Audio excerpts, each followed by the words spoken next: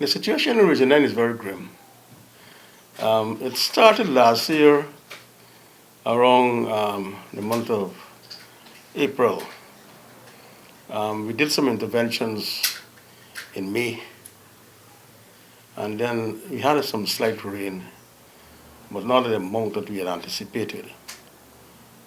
The rainfall did not, as per normal, fill the rivers and come on the land so they could have been wet for planting.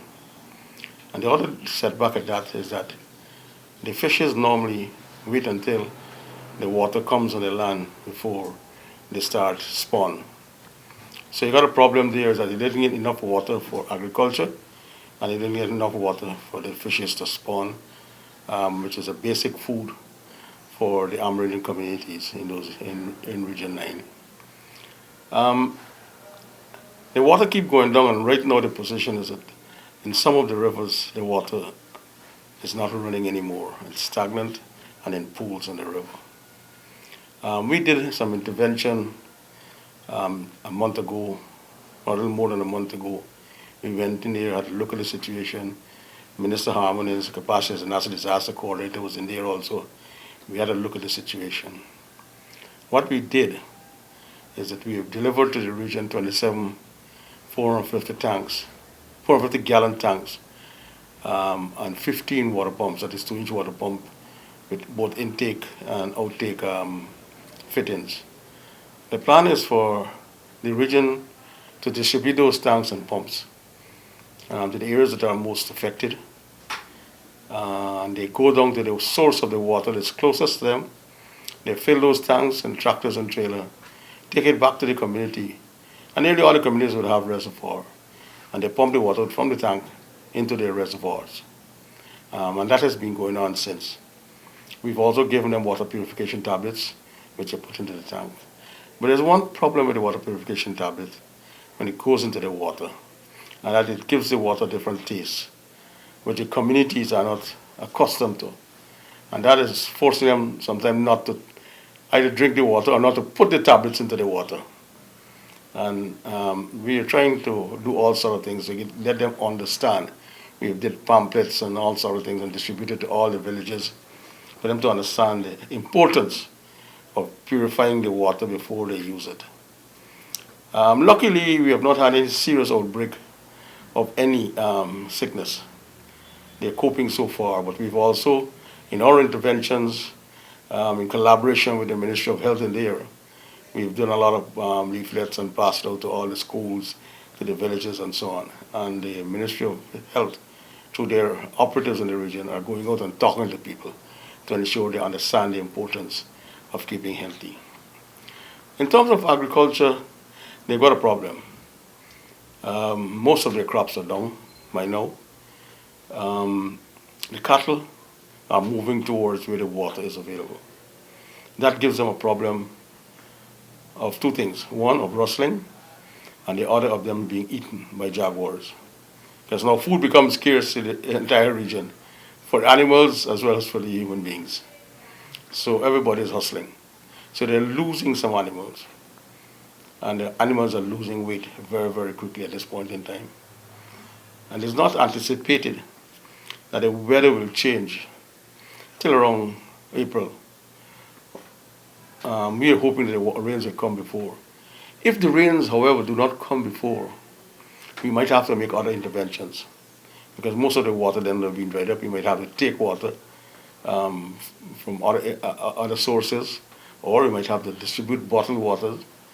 There might be a possibility that we might have to give them rations as well, because their sources, which is mainly cassava, is going to be out. And the amount that they did plant, they could now make enough farine or cassava bread to last them this long period. After this morning, I had some discussions with Mr. Van Charles on interventions, and there's a whole host of things that we plan to do. But that, however, will not help this situation as it is at present. That is now looking at the medium and long-term issues. I had some discussions with the American Embassy through United States Southern Command And there's a system where you use one tank against the other, and there's a 5-gallon buckets like. You can put the dirty water on top, and there's a filter in between, and then on the bottom where you can get the pure water from it. And we've requested them to give us 250 of these equipment, and we give them a plan how we plan to distribute it. This, however, is still not yet available to us. We are hoping it will become available very shortly. And this can satisfy 250 households. And we identified areas that are most needed. Last week there was some rain in the area, and some of the rivers like the Escobar River and the Rupnuni has risen back a couple of feet, 2 feet I think in one area, in one place. But as you know, the water don't flow up; it flows down.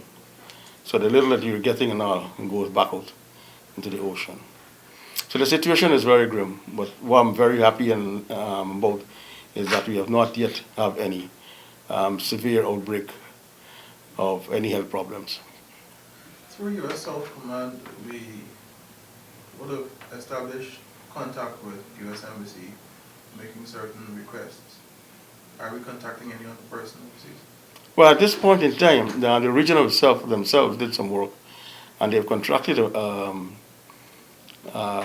firm from Brazil to dig 2 deep wells for them. That is in progress right now. When that is completed, then we'll get a report of whether or not it's successful. Where the location? I'm not too certain where is it, but both of them is in the south. Both in the south? Yes. South? One is deep south, one might be south central. No problem. The other thing, other initiatives that we can actually roll out in this short term in response to the situation in Region A. Can you at least give me an idea as to some of those? Well, what we're doing now is what is possible. But later on, if there's no rainfall, then we'll have to take water and food into the people, to the people. You know, we don't have a choice there. Initiatives from 2015, when we said that in 2015 we would have made some initiatives. Confirm for me that that is the same initiative you're talking about in terms of supply the water tanks and pumps? No, we started then, but we did some more a month and a half ago. What else can we at least see coming out of agriculture, for example? Because the 250 perhaps requisition that we would have made, it covers household. Yes. But where agriculture is concerned, what can we do? The most you can do is treat the animals at this point in time. Whatever there is in the ground to be reaped, most of it has been reaped already. We cannot plant at this stage because you have to, the earth would have to be moist at least for anything to grow.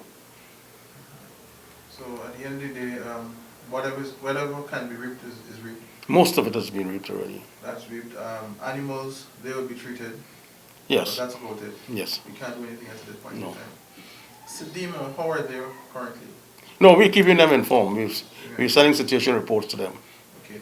And in the likelihood, let's say the situation persists in another 2-3 weeks, how soon can we see a mechanism from them kicking in terms of providing some? Well, we would only ask for external assistance when we in Guyana do not have the capacity to make the interventions.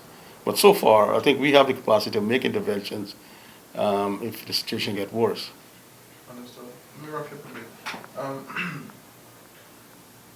Worst case scenario, the situation persists in Region 9, and we have to resort to trucking or sending in supplies, both food and water. Where can we actually source that from? That storage is not a problem. We'd always find storage facilities. No, where can we source the food and water from? Well, it's got to be sourced from Georgetown, because Brazil, northern Brazil, and the state of Roraima are facing the same problems that we are facing right now. If you look at the Rio Branco, you can see it's very, very dry. Some places very, very dry. Seriously. Sourcing water from Georgetown, how would that affect at least the... You know, if the water we source from Georgetown is going to be only bottled water. Okay, but if you go further up at the crossing, you might be able to get water and you purify it. And dash it back in by trucks. This is which crossing? Kurpakari. And at least food supplies that should be taken in, what are the range that I highlighted to be taken into Region A? Well, it's a basic, rice and what is available and tin stuff to give them the protein. Understand. Minister Trotman, at a post-cabinet briefing earlier in the week, would have made mention that the the response mechanism, CDC's national response mechanism, would have been activated in response to that. Would you be able to give me at least an outline of what CDC has been doing so far? And this would be a holistic approach, not just, to Region A. Well, as I told you, that's what we're doing, That's what we're doing. right? We have alerted, and matter of fact, the Regional Emergency Operations Center is functioning at this point in time. It has been activated, and that's where we're getting our information from. And those are the people who we're talking with, and that is chaired by the regional chairman. Understood. Any other information that I might have missed or we might have missed? No, I think we've got most of the stuff in there. Understand. All right. But the township of Letterman itself, they're okay with water and food stuff and that, what have you. The people who are punishing at this point in time are the villagers out. Far out, like That's deep right. south. Deep south, not all the villages actually. Okay. Okay. Thank you for your time, sir. You're welcome.